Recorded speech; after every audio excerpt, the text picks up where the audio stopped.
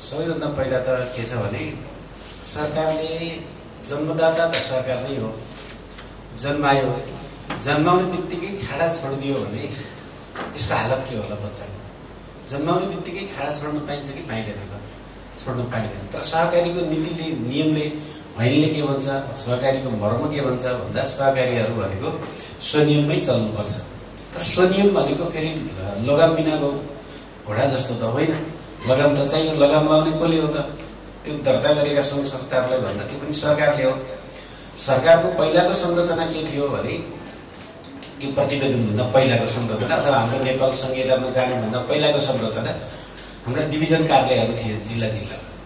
त्यो डिभिजन कार्यालयहरू कम्तीमा महिनामा रिपोर्ट माग्थे होइन। त्यहाँ रिपोर्टहरू दिन सहकारीहरू पुग्थे। डिभिजन सहकारीमा पुग्थ्यो, ट्रेनिङ हुन्थ्यो, अनुगमन हुन्थ्यो।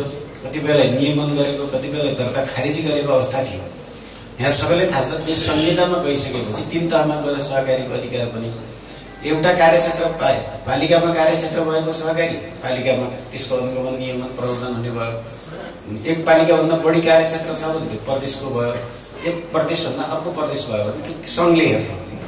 सङ्घले हेर्ने जम्मा 100+ सहकारीहरू मात्रै छ, 200 पनि पुग्दैन।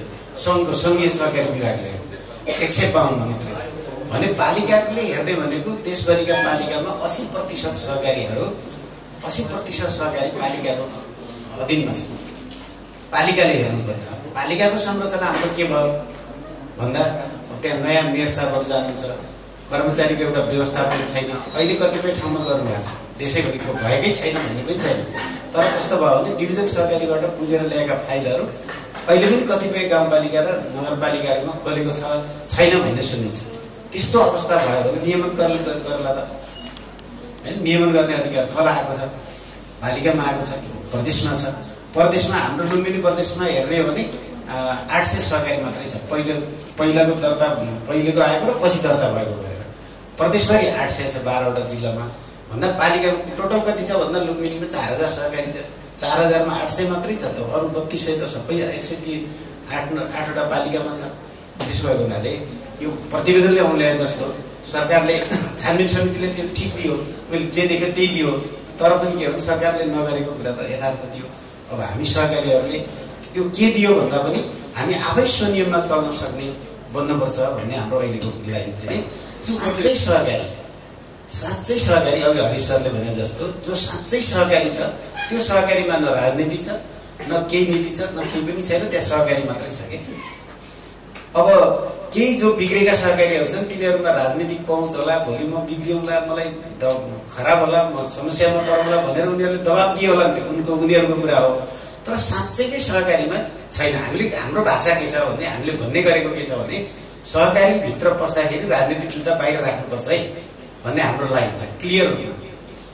तर पनि कसैले अब अहिलेको दलीय व्यवस्थामा मान्छे दलभन्दा फरक हुनसक्छ भनेर त हामी भन्दैनौँ। त्यो दलको मान्छे सहकारीमा आउने नआउने भन्ने पनि छैन। तर दलको मान्छे सहकारीमा आइसकेपछि उसले सहकारीको जुत्ता भित्र ल्याउने, दलको जुत्ता चाहिँ ढोकाबाट बाहिर राख्ने गर्नुपर्छ। हाम्रो नेपालमा पनि अभ्यास नभएको छैन। अघि सरले 2टा संस्थाको यही नाम लिइसक्नुभयो। अझ अर्को बाँकीकै सामाजिक उद्यमी सहकारीको हेर्ने हो भने सामाजिक उद्यमी सहकारी संस्थाहरूले सबैले उहाँहरूले आफ्नो लगानी बाख्रा पालनमा दिनुहुन्छ, पैसा ऋण लगानी गर्नुहुन्छ, उत्पादन भएको खसी बाख्राहरू खरिद गरिदिनुहुन्छ। त्यो खरिद गरेर काठमाडौँसम्म बेच्ने आफ्नै च्यानल छ। गाडी पनि छ, उहाँसँग साधन छ, सहरी साधनहरू छ। हामीले बाँकी जिल्लामा हाम्रो जिल्ला सहकारी सङ्घको अफिस भएको मालपोत कार्यालयको अगाडिपट्टिको सटरहरूमा हेर्नुभयो भने त्यो मासु मन्डीको सटरहरूमा अहिले सहकारीबाट उत्पादन भएका खसीहरूको मासु त्यहाँ बिक्री हुन्छ। हामीले अस्ति भर्खरै 1 महिनामा 400वटा खसीहरू बिक्री भए भन्ने रेकर्ड आएको छ, हामीसित ल्याएको छ भन्ने नभएको चाहिँ होइन। तर भयो के भन्दा हुने जति हुन सकेन। अघि सरले बचत तथा ऋणमा मात्रै गयो सहकारी भन्नु ठिक हो, त्यो गएको छ। किन गयो त भन्दा त्यो पनि हामी के भन्छौँ भन्दा त्यो राज्यकै कारणले गएको। राज्यले कृषिमा काम गर्ने सहकारीलाई, उत्पादनमा आधारित सहकारी संस्थाहरूलाई के सेवा सुविधा दिन्छ त भन्दा केही छ भन्दा 0 छ। केही पनि दिएको छैन अहिलेसम्म हाम्रो राज्यले।